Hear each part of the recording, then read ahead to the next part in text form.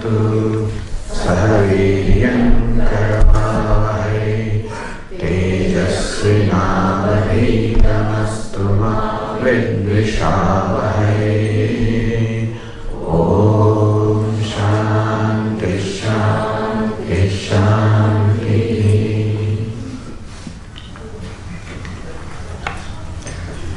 It's a great joy to listen to the last two speakers. They both spoke from their heart without any prior preparation. It just occurred to them. We gave them 5 minutes, but they took their own time.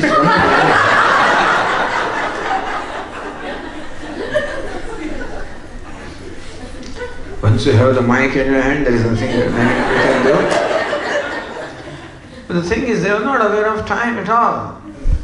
They were so lost in their memory of Puja Swamiji, and the grace they enjoyed from Puja Swamiji, the love they enjoyed. They were lost to it. It's not that they took time. It is that Puja Swamiji took the time through them. It is so nice to hear. I am really honored when he says Swami Viditatmananda. But that's very generous of him, to mention my name. But at the same time, I'm sure Puja Swami was very proud to see Swami and to listen to this Swamiji here. And apart from rock, etc., which is there, I've heard about it. He is a pretty, activist Swami, and staunchly committed to the cause of Hinduism, and Hindu temples, and all the kinds of problems that the Hindu Dharma has. He just feels from his heart. He has inherited that from Puja Swamiji, and so I guess Puja Swami needs some warriors like this to really carry on the work, and it's very, very nice to listen to Swamiji and Swamiji also, because shows how the grace flows from the teacher, and how it just, both of them started at 17, both of them, and how these young minds were touched and influenced by Puja Swamiji without even understanding the language, understanding the Vedanta. It still somehow communicates. I remember the whenever course also, sometimes some old people would bring their parents, for example, and from Punjab and places like that, don't know a word of English. So they attend all the classes. Somehow, I just like to be there. I experience, So there is something there which gets communicated over and above the words, and that is the person. Really, what counts is the person first, and then words and everything also, of course, count. The Swami is known for using his words. All that stuff is okay. What matters is what the person is really. Because regardless of how smart you are, and in using your words and things like that, there are many people who can do that.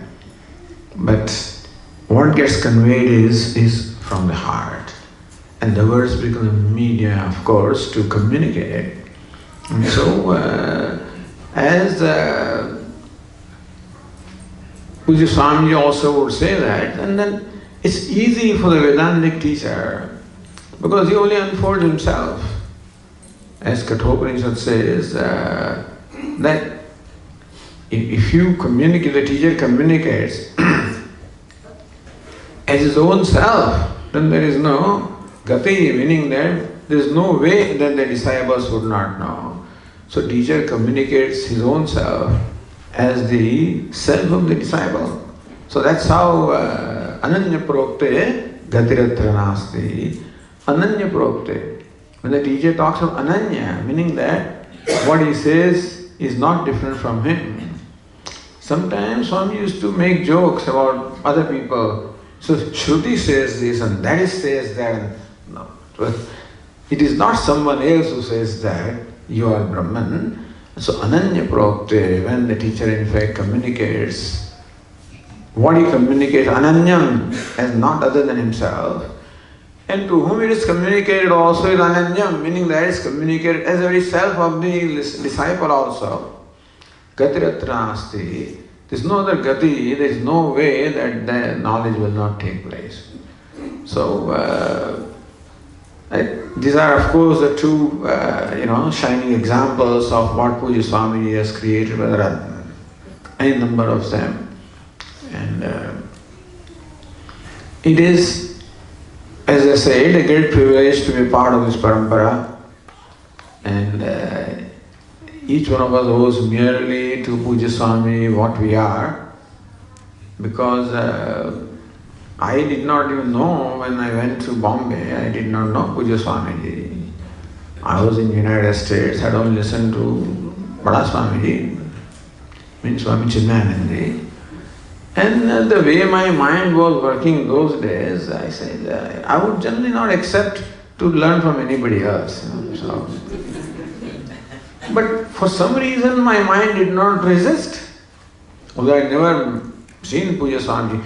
But then it's interestingly, those days when you became, I don't know, some life member of Chinmay, something like that, they would send you a book as gift every year. So the first book came to me to the United States, Viveka Chudamani, written by Bada Swamiji, signed by Dayananda. That was my first, introduction. I said, okay, so here's Swamiji there.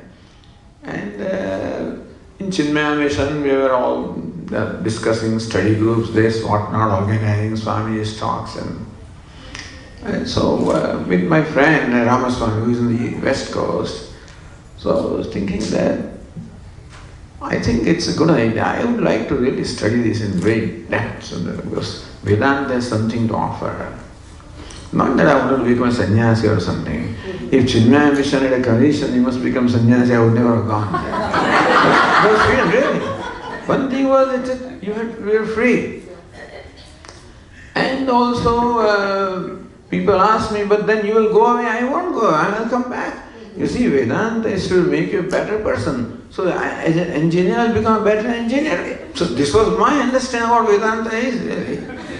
And with that, so people ask me, so but what if you don't come? I said, don't, you record my work, I'm going to come back. That takes maybe there someplace. But I think they knew better than I did, really. Because when I entered Sandipani Sadhanalaya, I realized that nobody outside these gates knows what is in here. I mean, what Vedanta is, what the teaching is, it was just, I sort of studied, Kindle Life and many other little books and, study groups, etc. And even I was conducting one study group, by the way, also, those days. But I had no idea really what Vedanta is, what it teaches. It just took me 3 days to realize what Vedanta teaches. And how long did it take, Swami? They asked me, how long did it take to, get connected to Swami? I said, no time at all. It's amazing that I'm not as obedient or conforming, etc. as I may look like now.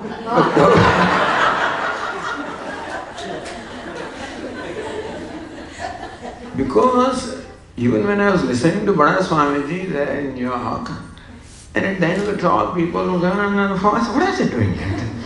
Falling at the feet, why are they doing that? So, this is the kind of things I had. Or when the first meeting was there for a study group, everybody had taken out the shoes and then I said, why don't you take out the shoes? So look at this. This is the kind of mindset I had those days. And but somehow all resistance slowly just went away. And I was sitting in New York and thinking that in Bombay, what kind of facility they have there? Should I stay in the city and then commute to attend the classes?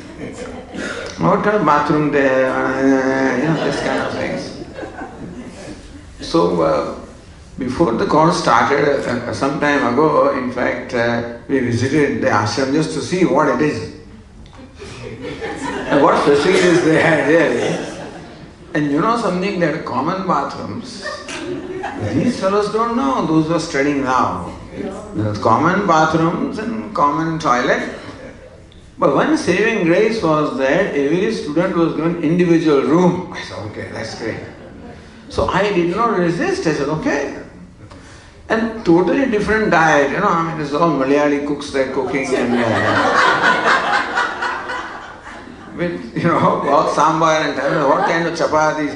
And first time I got introduced to the tumbler, tea was filled in tumblers, you know. How I like that tea, I don't know. Next time when I went to the teacher, I did not touch that tea. But that time everything was okay. Sambar was okay, chapatis were okay, tea was alright, everything was okay. There is just no resistance, all conforming everything. Some kind of miracle can happen, and therefore this fellow who was always questioning and revolting was very quiet and one of the most obedient students, you know. So it's amazing experiences, but it is true that and really these fellows are much more lucky than we are. We had a 2.5-year course. These people had a 6-month course and a 3-year course and all kinds of stuff. In those 2.5 years again, you know something? That Swamiji started coming to the United States from our time, from 1976. Because Bada Swamiji used to come to the United States, and at that time, you know, he was also sort of an activist, and Indira Gandhi somehow stopped his visa or something like that. So he could not come to the United States. All programs are all, you know, here organized, all camps and everything else. And so, there you have to go there, you know. So, he didn't want to come. He didn't want to come to the United States. So he would keep telling us, he says, no, I don't want to go to the United States. What's the difference? There was a human being, here also a human being, there was the buildings and the roads and there, what's the difference? Then all he would tell is not there, you know, because there, you have to go means there is no question about it, you know. And so Swamiji came. It was very interesting that for 2.5 months, 76, 2.5 months, 77. I counted all of these. He was 9 months away from our course, imagine, in 2.5 years. So this is the kind of exposure we had. And Chando, Gurupurnima, all kinds of things they studied. We didn't study anything like that. Some basic things were given to us. But I guess it was quite adequate. So, I told you earlier also, I asked when Swamiji first came back from the United States, we asked Swamiji, what difference did you find between people in India and the United States? And an amazing answer. Says, you know, in India, people are uncomfortably miserable. In the United States, they're comfortably miserable.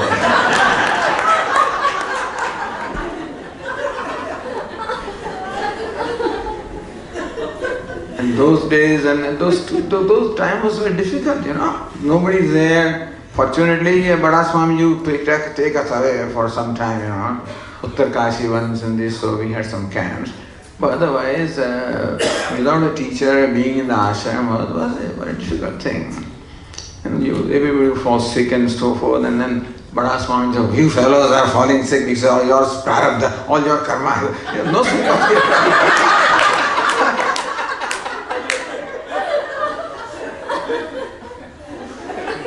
And my elder brother used to live in Bombay, where I grew up actually, right? And so when I was sick, quite sick, I went there. Our Swamiji also was not much different, you know. So he was at that time away. When he came back, I discovered that I had gone to my brother's place. Oh, I see. So you had to go there, you know. A brahmachari is supposed to go through whatever, you know, what going home and getting treatment and stuff like that. So that kind of Swami was different that time. I mean, once or twice we try to advise him, so that then you can look at the face. He doesn't want to be advised, Okay, that was the last time he said something. I think probably some fever was there, something or the other, and I had suggested something. But then one look was enough for me to discover that, okay, thank you.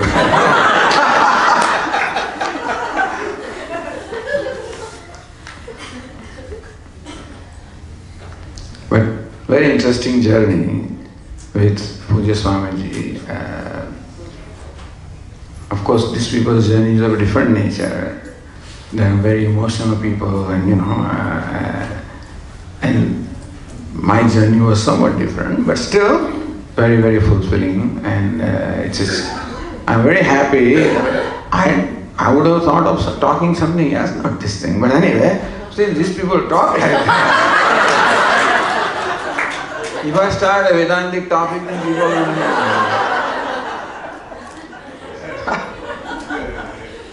So I had also joined that, But anyway, certainly we are all happy and we are here only. Of course, there is no question about it. And there is no point in expressing our thanks and gratitude in words. It's just we are standing here, and that is, I guess, the greatest expression of it.